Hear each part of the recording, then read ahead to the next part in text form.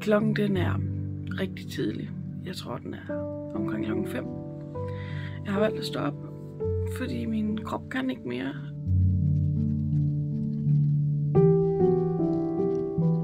Nogle gange så driller det for mig med min led, med at tage tøj af og på.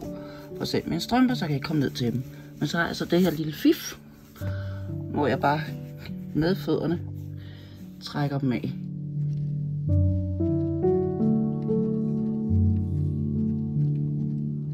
Der er mange ting, jeg ikke kan spise, og som gør, at jeg så ender på kontoret for at pakke det lidt ind i toilettet, og ikke kan komme derfra igen. Fordi nogle gange så kan jeg sidde der, og jeg kan ikke rejse mig, for så skal jeg afsted igen. For mig i hverdagen, så betyder det rigtig meget, at jeg ved, hvor der er et toilet. Det er ikke ens betydning med, at jeg skal bruge det. Det er bare, at jeg ved, at hjernen den kører hele tiden, scanner de her blå skilte med toilet. Det, der for min tarm generer mig mest, kan man sige, det er jo, at jeg ikke kan styre min afføring. Og det vil sige, hvis jeg kan ikke bare tillade mig at lave en prut midt ud det hele, fordi jeg kan risikere, at der følger noget med. Jeg skal være opmærksom, når jeg spiser, så jeg går med ble. Der er nogle ting, jeg bliver nødt til at gøre for at få det her til at fungere.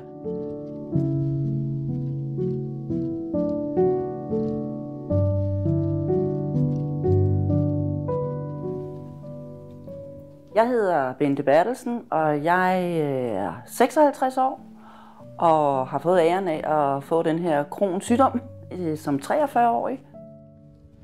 Jeg hedder Avera, og jeg er 47 år, og jeg fik diagnosen morbus Crohn i 97. Jeg hedder Trine. Jeg bliver 47 her i november. Så i 2007 får jeg en diagnose, og der kan man jo så sige, at der ændrede mit liv sig.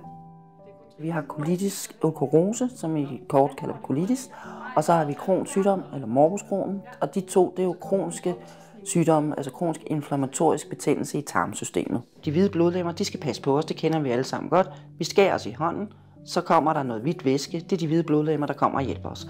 Når det foregår ned i tarmene, man får ligesom en lille sår af en eller anden grund, så kommer de hvide blodlemmer til for at reparere. Det, der sker for vores hvide blodlemmer, når man er colitis og Crohn-patient, det er, at de er fejlprogrammeret. Så de tænker, wow, her er der noget at spise, så nu går de i gang, ligesom en Pac-Man, sådan en smiley, så går de simpelthen i gang med at spise på væggen, altså og spiser, og så kommer der mere sår, og så kommer der mere betændelse. Morbus Crohn, det betyder jo død tarm. Det er jo heller ikke som 19-årig at få at vide, at din tarm den angriber sig selv og prøver at udstøde den. Det er derfor, det bliver dødt væv, du har indeni. Så tænker man også lidt, okay, hvor længe kan man blive ved med det? Og kan de bare fjerne det? Og det er da også ulækkert, der ligger noget, der er dødt inde i mig. Og hvornår begynder jeg at lugte?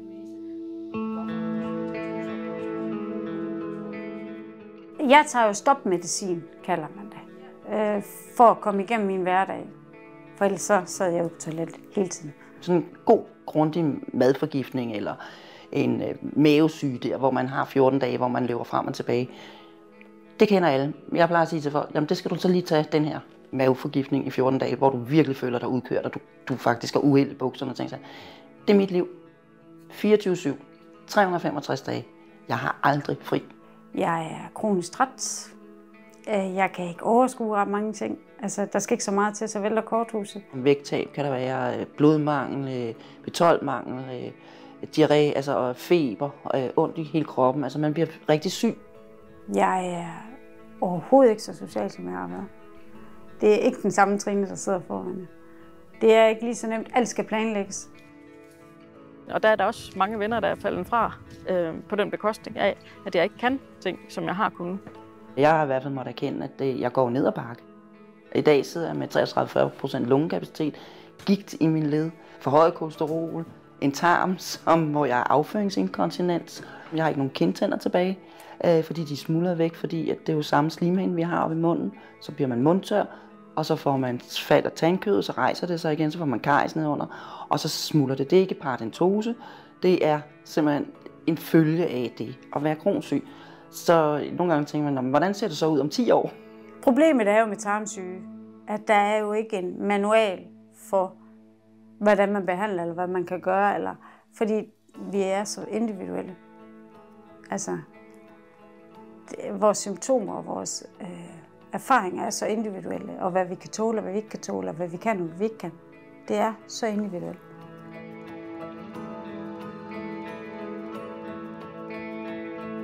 Du kan få forsnævret din tarme, som kan give yderligere problemer. Man kan få øjensygdomme, man kan få helvedesild som bivirkning. Rygsøjlegigt. 3-5% af colitis Crohn-patienterne, de får rygsøjlegigt. Vi har det her med ledhæftelsesbetændelserne, som også gør ind ud i gigt. Vi har blodtab, vitaminmangel. Altså, listen er jo lang af følgeting, der kan komme med til, når man har colitis Crohn. De følgesygdomme, jeg har, det er først og fremmest fistler. Det er dem, jeg lægger mest mærke til i hverdagen. Den finder så noget blød væv, den kan gå igennem. Og ved mig, der sad bylden ved endetarmen, og så gik den så ud af i ballen. Og så sprang den ud i ballen. Så jeg havde sådan set afføring fra endetarmen og ud af ballen, hvor man normalt skal have det i endetarmen. I dag sidder jeg som J-pouch-patient med kronisk pouchitis, ulcerosa og korttarmspatient oveni. Og man ved reelt ikke, hvor meget tyndtarm jeg har tilbage. Og J-pouch, det er et kunstigt reservoir, som man laver ud af tyndtarm og kobler på de sidste 2 mm endetarmen for at have et opbevaringskammer til afføring, som man jo normalt bruger tyktarmen til. Jeg har noget, der hedder ledhæftelsessmerter. Det føles, som om jeg har ondt i mine led, som om der står en med sådan en nål igennem ledet, til det bliver stift. Men i virkeligheden så er det musklen, der sidder på knoglen. Det er lige overgangen der. Der kan Crohn også sætte sig i, fordi den kan sætte sig i alle lag af tarmvævet, men det kan også gå ud i muskler. Og den har jeg så desværre fået.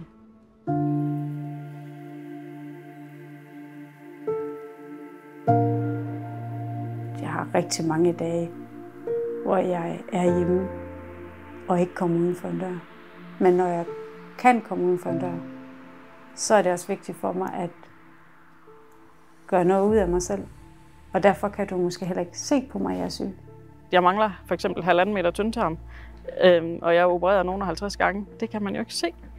Så tit og ofte så er det jo, jamen jeg vil hellere mangle en arm eller et ben, for det kan man se, og ligesom, det kan folk bedre forstå.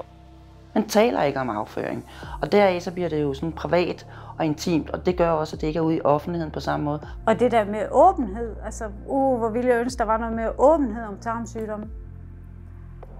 Fordi vi går jo alle sammen på toilet. Vi gør det så bare lidt mere end andre. Og nogle gange med lidt mere lyd end andre.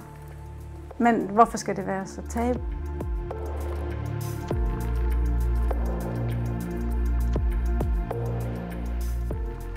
Et eller andet sted, når man har været på kant med døden, ikke?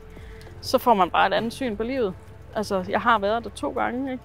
Så det er jo, der er blevet truffet nogle valg. Jeg ved, hvad der skal ske, når det er slut. Og det har jeg fortalt dem omkring mig. Og det gør jo også, at man er noget stærkere. Drømme, dem har jeg ikke så mange af mere, tror jeg ikke.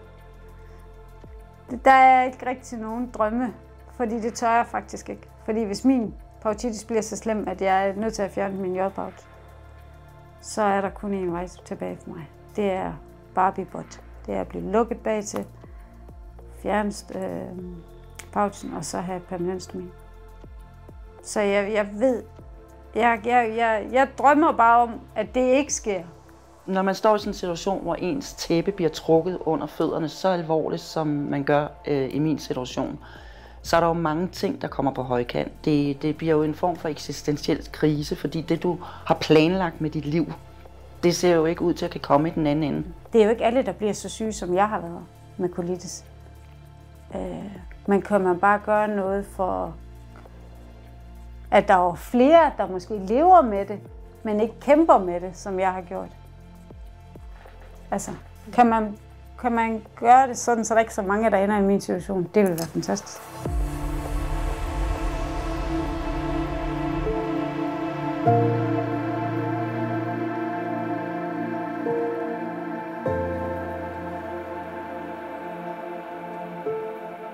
thank you